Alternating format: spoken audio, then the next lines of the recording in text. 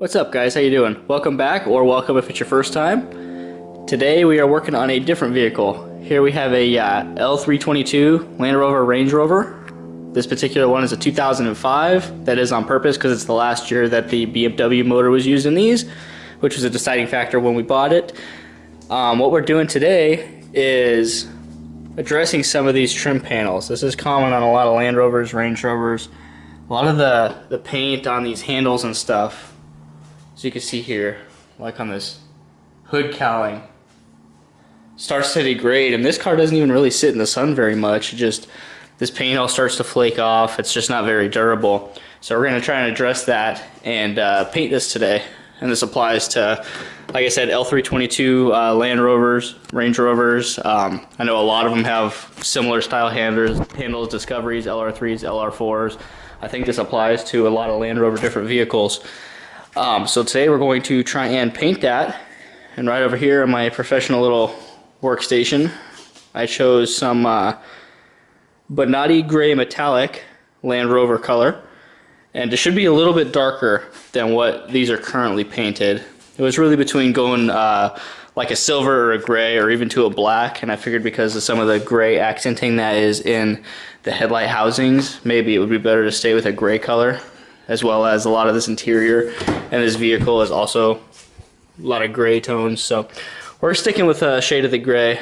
We're going to see if we can clean these up without too much hassle and get a fresh coat of paint on them. Alright, so the first thing we removed here is the front grille. It's actually pretty easy.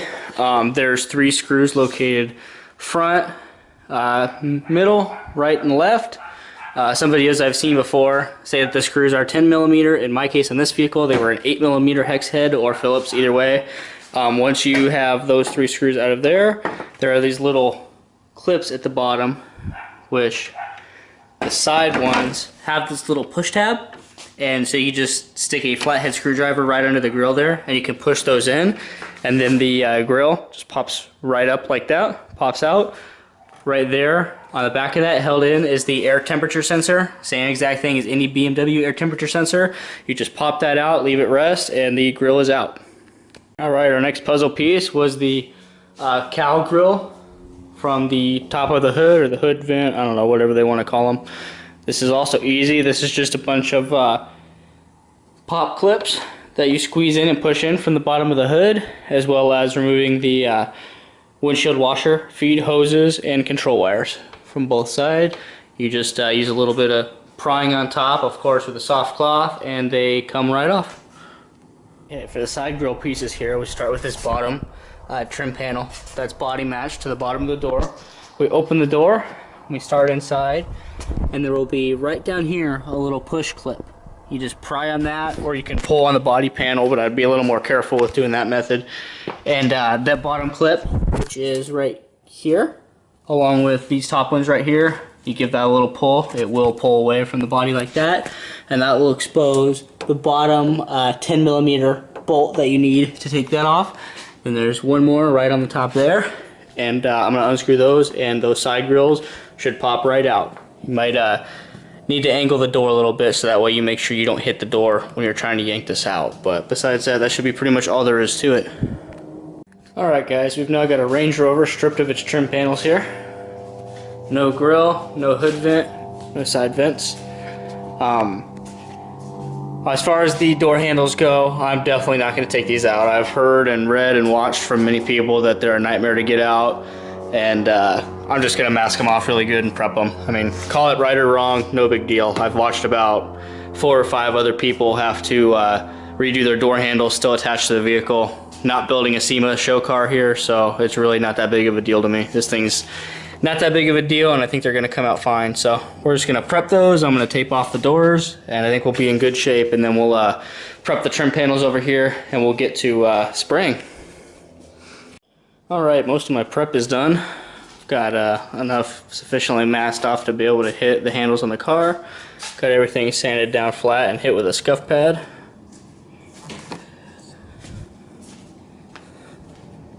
And then over here, my wonderful workhorse covered in plastic. Also have these all hit with the scuff pad. Anything where there was a ridge from the old paint flaking off, everything's flat. So I will Probably maybe hit this with a little bit of etching primer, maybe some adhesion promoter from, especially, I'm not so much worried about it sticking to the old paint because everything's scuffed, but just the areas that look like they're raw plastic, I want to make sure sticks. Alright, yep. Alright, well that's prep. I'm going to get ready to wipe down with some grease and tar remover, and then we'll get ready to shoot.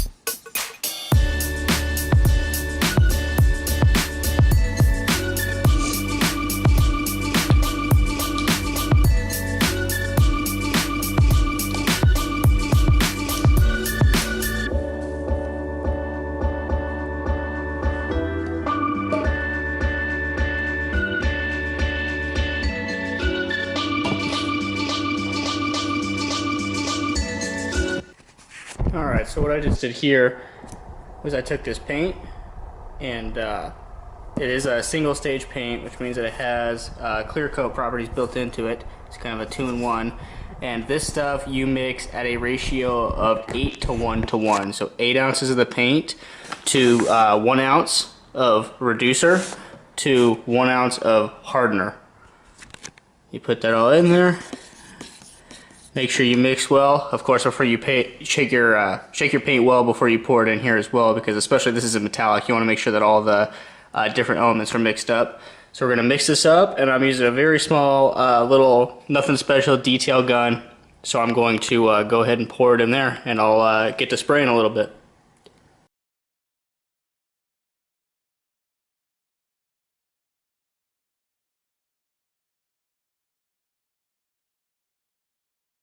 Alright, now we're all finished. It's a little late and dark, as always, when I usually finish a project, but it was also in the middle of a regular work day for me, so I had a lot going on. But here is the finished product.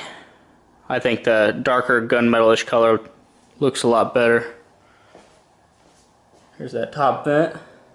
Hopefully the lighting's good enough to really show, but it came out pretty good. The side vents. Sorry, the truck is a little bit dirty, but it is a bit of an advantage in case there is any overspray. It'll wash off as soon as we wash the truck. And here are the door handles. Not completely cured, but they are cured enough to touch and use just for sake of moving the truck. But I'd say they came out pretty good. Go around this side real fast. There's that one, and there's that one. I just still need to take the tape off of the little lock cylinder hole right there, but make sure we're focused. But yeah, I'm really happy. I think that came out really good. I mean, I would call it, you know, a 95% paint job. Obviously, there's no booth, nothing special, just a little cheapy paint gun and about $60 worth of paint, and I would say that it drastically changed the look of the truck just because all the paint is now nice and intact, nothing flaking anymore. So hopefully you've learned something. If nothing else, it's at least to how to take apart the little accessories on the truck. And oh yeah, I forgot, by the way, did also the little wiper arms. Those things always start fading in the sun too. Definitely looks a lot better, and it matches the inside of the headlight housing pretty good. But yeah, I think the truck looks a lot better. Hopefully I helped you guys out. If you have any questions, as always, feel free to leave me a message or a comment, and I'll try to get back to it. Otherwise, please like the video. Thanks for watching.